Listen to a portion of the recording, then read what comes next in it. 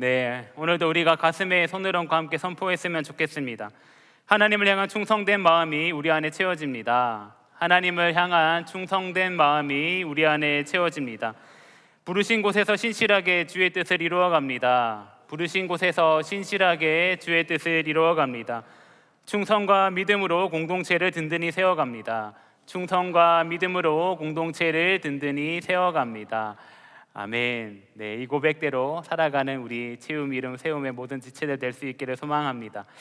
네, 정말 오랜만에 여러분들과 함께 말씀을 나눌 수 있어서 참 감사한 것 같습니다. 우리 지난주까지 외부 강사님들의 말씀을 통해 이제 말씀을 들었기 때문에 잠깐 잊어버리셨을 수도 있겠지만 우리는 올 한 해에 충신으로 살아가다라는 주제를 가지고 함께 말씀을 나누고 있습니다. 우리의 고백과 같이 이 땅을 살아갈 때에 하나님의 충신으로 살아갈 수 있는 동안의 모든 청년들 될 수 있기를 간절히 소망합니다. 우리는 지금 사순절을 보내는 가운데 있습니다. 이 사순절은 라틴어에서 유래하였는데요, 40일을 이야기합니다. 예수님께서 광야에서 시험을 받으셨던 것도 40일이었고요 이스라엘 백성들이 광야를 걸어갔던 것은 40년이었습니다. 이것들을 기억하면서 우리도 부활절 전까지 예수님의 고난에 동참하는 것입니다. 그런데 우리가 사순절을 보낼 때에 종종 오해하는 것 중에 하나가 우리가 예수님의 고난에 동참하기 위해서 사순절을 보낼 때에 무언가를 해서는 안 되는 시기라고 생각한다라는 것입니다. 그래서 미디어 금식을 하기도 하고요, 또 내가 좋아하는 커피를 마시지 않고 기쁨 나누 상자를 만들거나 이런 것도 하기도 합니다. 물론 너무 좋은 도전이고 꼭 필요한 시간이고 행동이라고 할 수 있지만 사순절의 진정한 의미는 무언가를 하지 않는다라는 것이 아니라 우리의 것을 비워내고 비워진 삶의 자리 가운데에 무엇을 채우느냐가 더 중요한 것입니다. 더 정확하게 이야기하자면 우리 삶의 진정한 주인이 누구인지를 이제 분별하고 우리 가운데에 그분을 향한 마음으로 가득 채우는 시간이 사순절이다라고 할 수 있습니다.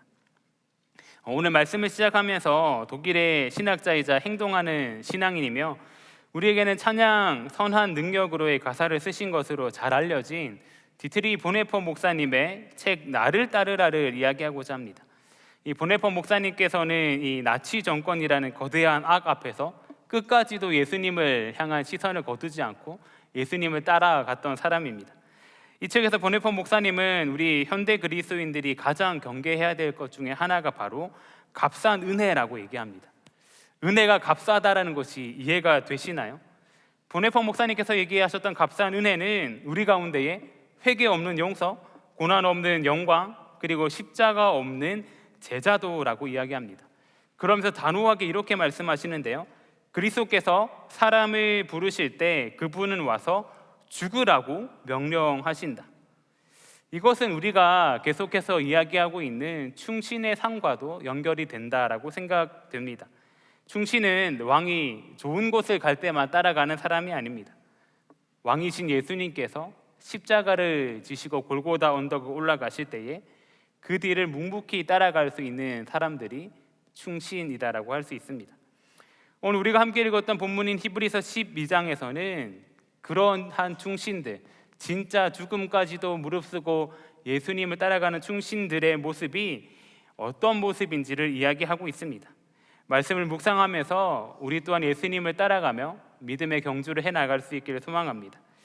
우리가 말씀을 더 깊이 이해하기 위해서는 먼저는 시대적인 상황이 어떠한지를 알 필요가 있습니다. 히브리서의 수신자들은 로마 제국 전역에서 흩어져 살았던 유대인 그리스도인들이었습니다. 그들이 처했던 상황은 결코 녹록하지 않았던 것 같습니다. 히브리서 10장 33절에서 34절에서는 그들의 고난을 이렇게 표현하고 있습니다.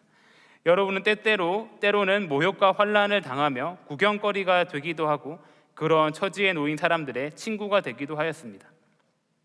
여러분은 감옥에 갇힌 사람들과 고통을 함께 나누었고 또한 자기 소유를 빼앗기는 일도 있어도 그보다 더 좋고 더 영구한 재산이 있다는 것을 알고서 그런 일을 기쁘게 당하였습니다.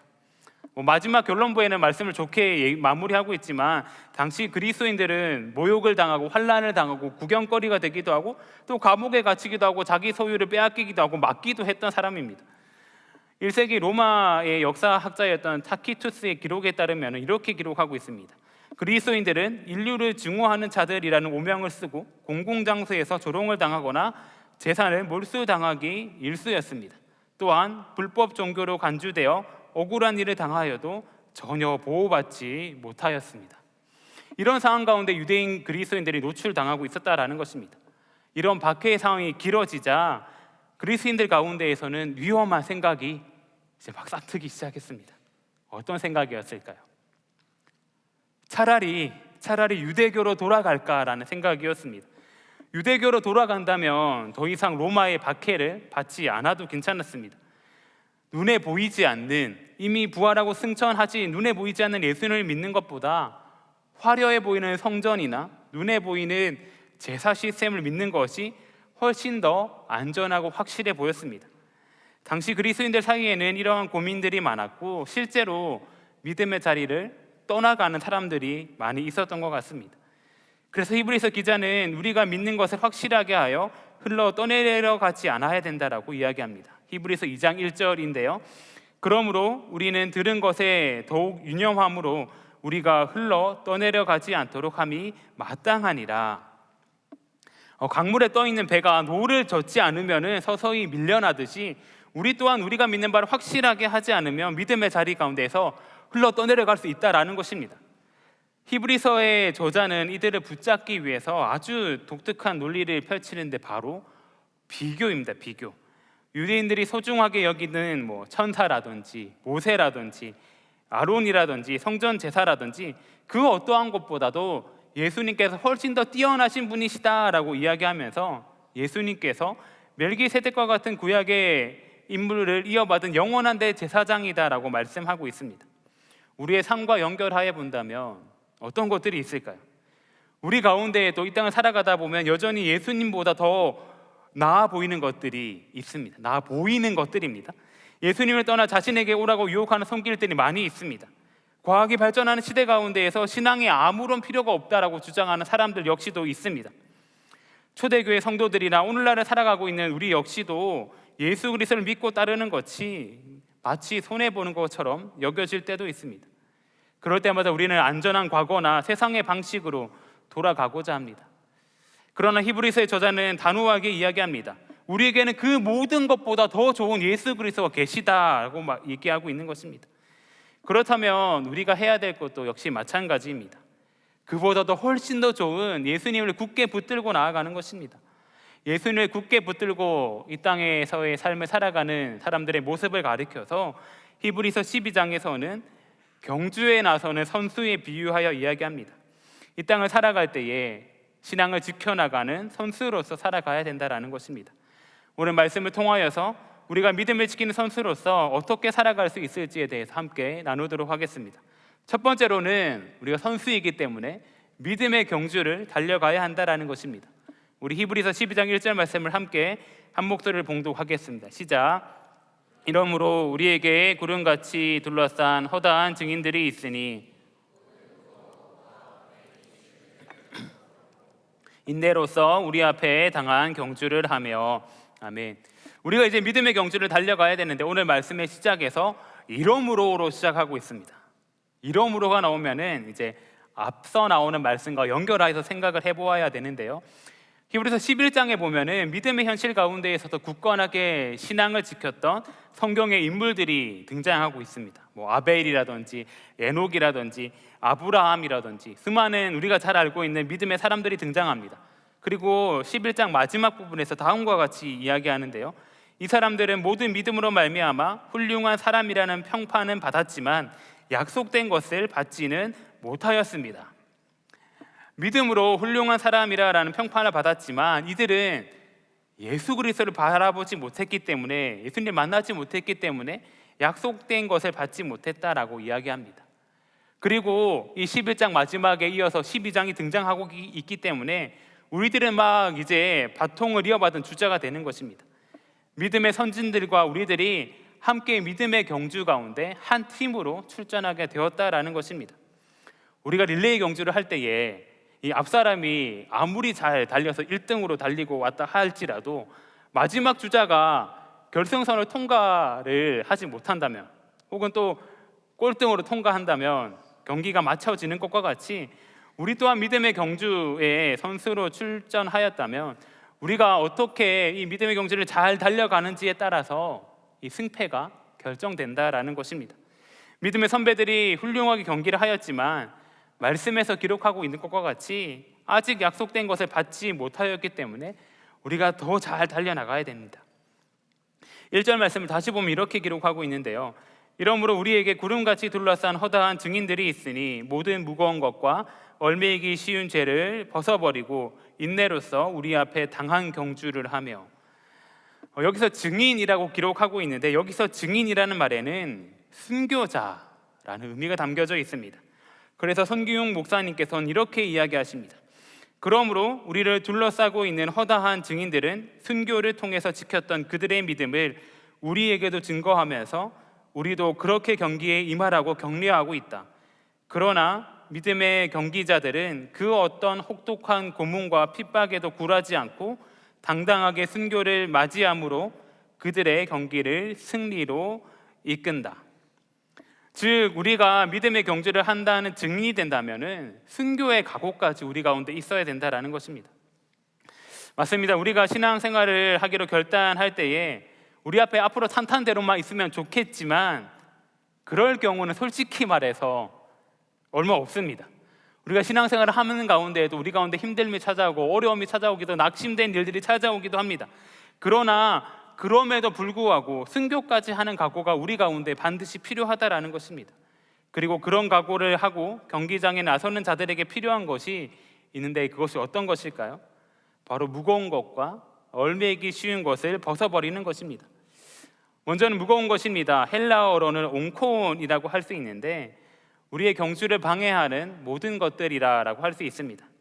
우리가 경주를 할 때에 우리의 몸을 가볍게 하는 것은 당연한 것입니다. 지난 주일에 2026년 서울 마라톤 경기가 이제 서울에서 있었는데요. 1등을 하신 분이 2시간 4분 22초의 기록을 썼더라고요. 정말 어마어마한 기록이 아닌가 싶습니다. 그런데 만약 이분이 짐을 무겁게 하고 뛰었다면 이런 결과가 나올 수 있었을까요? 결코 그렇지 않을 것입니다. 그렇기 때문에 우리 또한 신앙의 경주를 달려나갈 때에 우리를 거추장스럽게 하는 모든 것들을 다 벗어버리고 최대한 우리 몸을 가볍게 할 수 있어야 될 것입니다. 남들과 비교하는 것들, 또 미래에 대한 심각한 불안들, 또 육신의 욕심들, 이러한 것들이 무거운 것에 해당될 것입니다. 이러한 모든 것들을 벗어버려야 되는 것입니다. 또한 우리 가운데 얽매이기 쉬운 죄들 또한 있습니다.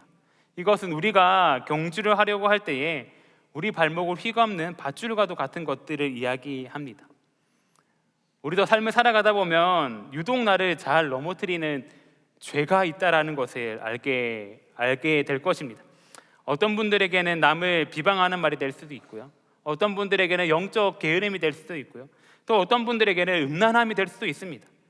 히브리서 3장에서는 이스라엘 백성들이 출애굽할 때에 하나님의 능력을 경험하고도 믿지 못했던 이유가 바로 그들의 죄 때문이다라고 이야기하고 있습니다. 그렇게 매일 권면하여 죄에 빠지지 않도록 하라고 이야기합니다. 그렇기 때문에 우리 또한 매일의 우리 삶을 돌아보며 우리 가운데 하나님께 나아가는데 방해하는 죄가 있는지 점검하며 그 모든 죄악들을 벗어버려야 된다라는 것입니다. 이처럼 하나님의 부르심을 받은 주님의 길을 갈 때에도 우리를 넘어뜨리려고 하는 죄의 유혹이 찾아오기 마련입니다. 그렇기 때문에 우리는 믿음의 경주를 달려가는 가운데 죄의 유혹을 벗어버리기 위해서 최선을 다해야 할 것입니다. 그런데 우리가 믿음의 경주에서 승리하기 위해서 무거운 것과 얽매이기 쉬운 것들을 다 벗어버린다고 합시다. 그리고 거기서 더 나아가서 해야 될 것이 있는데 덧입어야 할 것이 있다라는 것입니다. 1절 후반부 말씀에서 인내로서 우리 앞에 당한 경주를 하며 라고 기록하고 있는데 이를 다르게 번역한다면 인내의 옷을 입자입니다. 그렇기 때문에 두 번째로 우리는 인내해야 할 것입니다. 우리 히브리서 12장 1절 말씀을 다시 한 목소리로 봉독하겠습니다. 시작. 이러므로 우리에게 구름같이 둘러싼 허다한 증인들이 있으니 모든 무거운 것과 얽매이기 쉬운 죄를 벗어버리고 인내로써 우리 앞에 당한 경주를 하며. 아멘. 우리 앞에 놓인 경주가 남아있기 때문에 계속해서 인내하며 달려나가야 된다라는 것입니다. 인내라는 단어에서 알 수 있듯이 이 경기는 단거리 경기가 아니라 마라톤과 같은 장거리 경기임을 알 수 있습니다. 앞서 말씀드렸던 송기훈 목사님께서는 이 구절을 이렇게 해석하였습니다. 그러므로 이 경기의 승패는 속도에 달린 것이 아니라 인내에 달린 것이다. 믿음의 경기는 다른 사람보다 더 빨리 달리는 것이 아니라 포기하지 않고 끝까지 달리는 것이다. 따라서 경기의 승패는 순위에 달린 것이 아니라 완주하느냐 포기하느냐에 달린 것이다.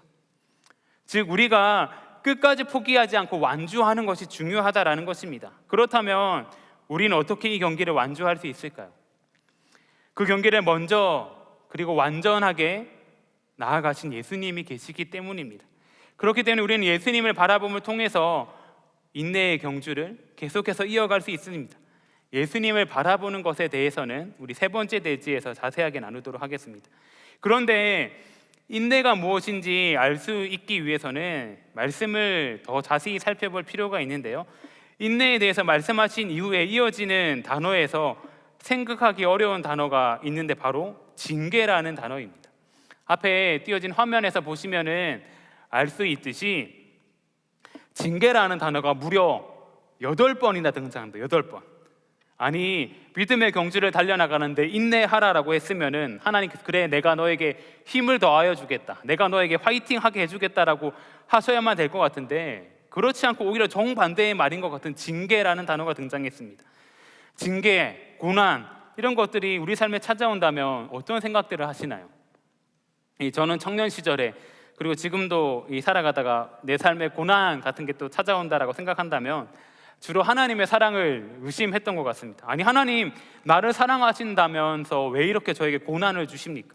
하나님 나를 사랑하신다면 취업의 문도 활짝 열려야 되고 결혼의 문도 활짝 열려야 될 것만 같은데 왜 이렇게 하십니까? 라고 했던 것 같습니다.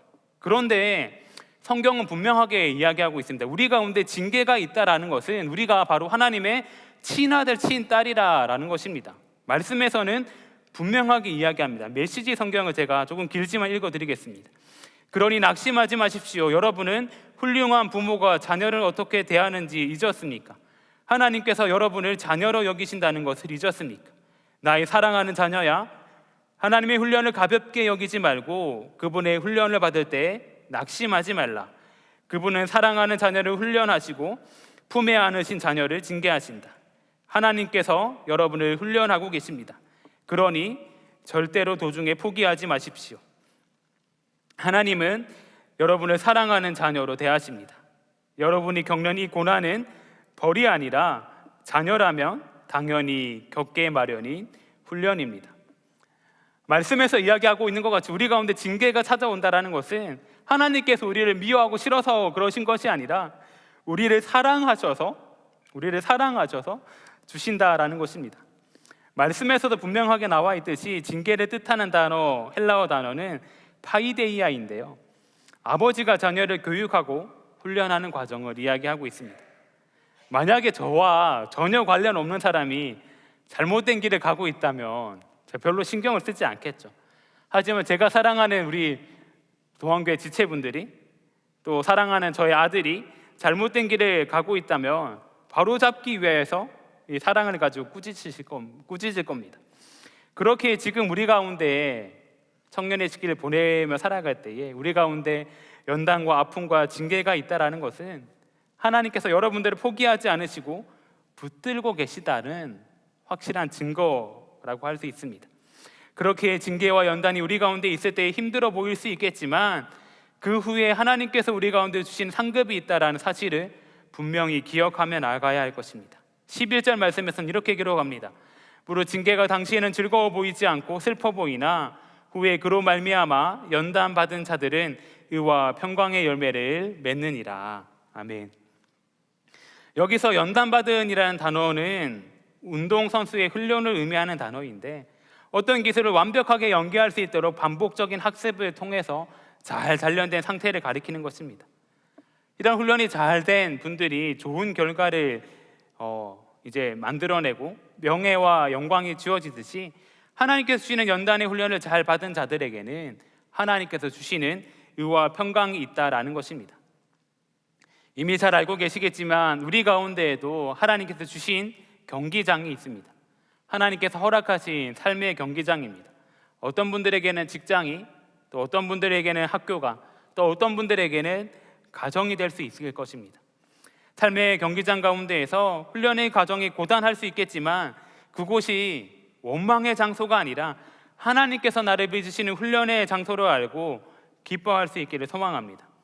그렇다면 우리가 어떻게 경주에 참여하여서 무거운 짐을 벗어버리고 고된 훈련의 경주를 인내로서 완주할 수 있을까요? 이 방법 세 번째는 바로 믿음의 주요 예수님을 바라봐야 된다라는 것입니다. 우리 히브리서 12장 2절 말씀을 함께 한 목소리를 봉독하겠습니다. 시작. 믿음의 주요 또 온전하게 하시는 이인 예수를 바라보자.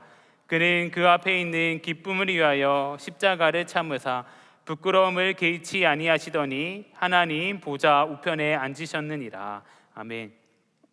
앞서 나온 믿음의 경주를 달려나가는 것, 또 우리의 무거운 짐을 벗어버리는 것, 또 인내하는 것들, 우리의 의지와 우리의 힘으로는 절대 불가능한 것들입니다. 내 의지로는 할 수 없습니다. 할 수 있는 비결은 단 하나인데 바로 시선 고정이라는 것입니다. 예수님을 바라보며 우리의 시선을 고정하는 것입니다. 여기서 바라보자에 사용된 단어 아포론테스는 강렬한 의미가 담겨져 있는데요, 주변의 모든 유혹에서 눈을 돌려 오직 한 분에게만 시선을 박제한다라는 의미가 담겨져 있습니다. 또한 동사가 이제 현재 분사로 사용되어 있기 때문에 계속해서 뭐뭐 하자의 의미가 있습니다. 즉 예수님께 시선을 고정하고 달려나가는 것이 내가 좋을 때만 한순간으로 그치는 것이 아니라 우리 삶에서 계속해서 이루어져야 된다라는 것입니다. 마라톤에 참여하는 사람들이 결승선에 통과하기 전까지는 오직 결승선만을 생각하며 달려나가듯이 우리의 삶이 마치는 그 순간까지 우리는 예수님만 바라보며 예수님만 생각하며 예수님께만 시선을 고정하고 달려나가야 된다라는 것입니다. 예수님께서 믿음의 시작이자 완성이기 때문입니다. 이것은 어떤 것을 의미할까요?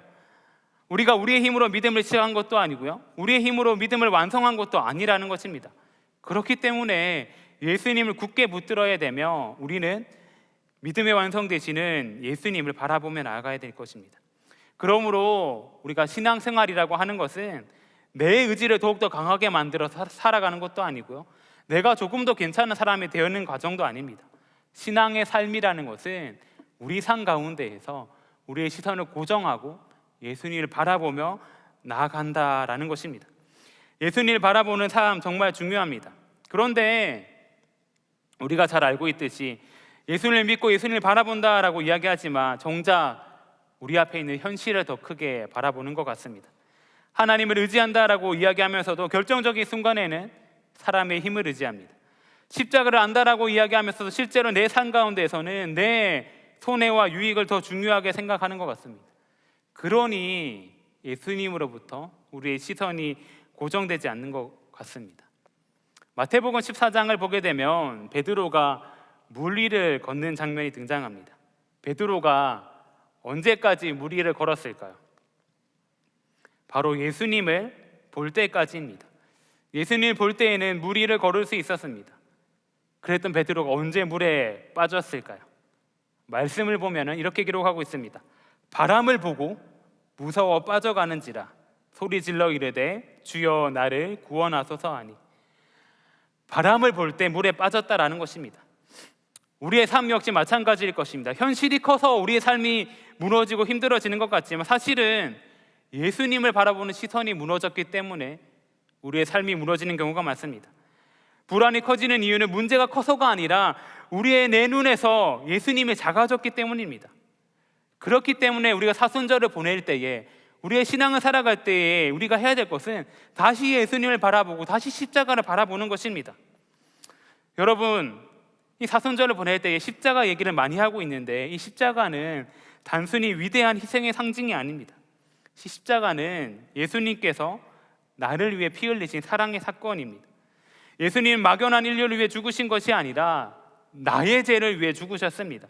그러므로 사순절에 십자가를 묵상한다라는 것은 단지 예수님께서 십자가에 죽으셨으니까 내 마음을 경건하게 하겠습니다 하면서 끝내서는 안 됩니다. 우리의 삶이 바뀌어져야 되고 우리의 시선이 달라져야 됩니다. 우리의 우선순위가 바뀌어져야 하는 것입니다.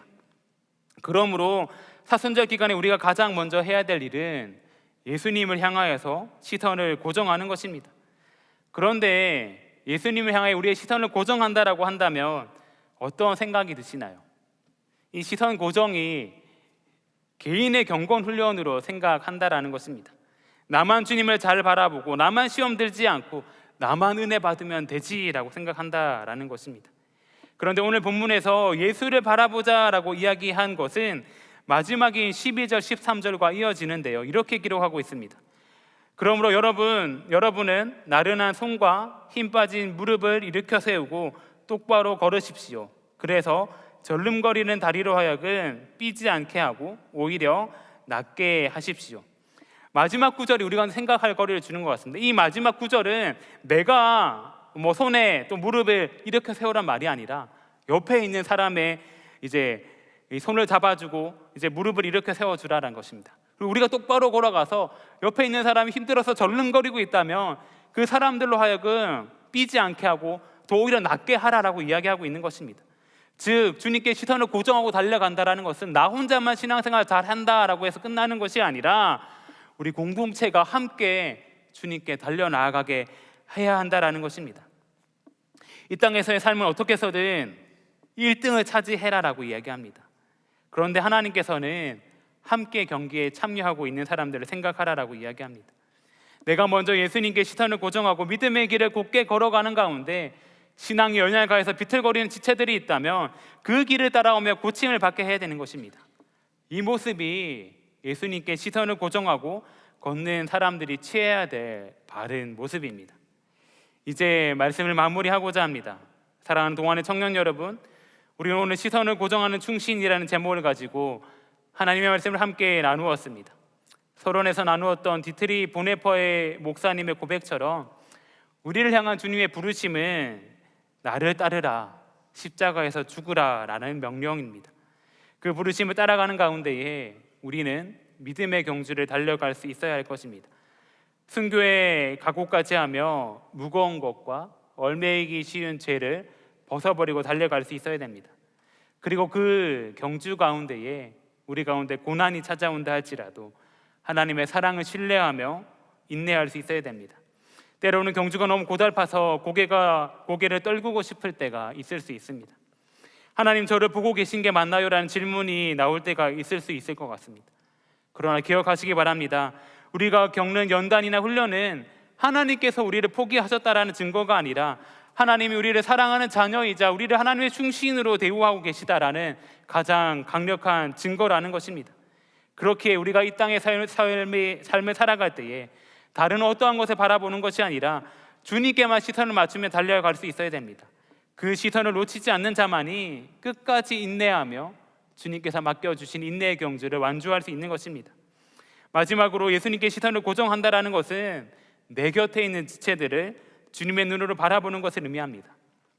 우리의 시선이 예수님께 머물러 있다면 이제 그 눈을 주저앉아 있는 형제와 자매에게로 돌려야 됩니다.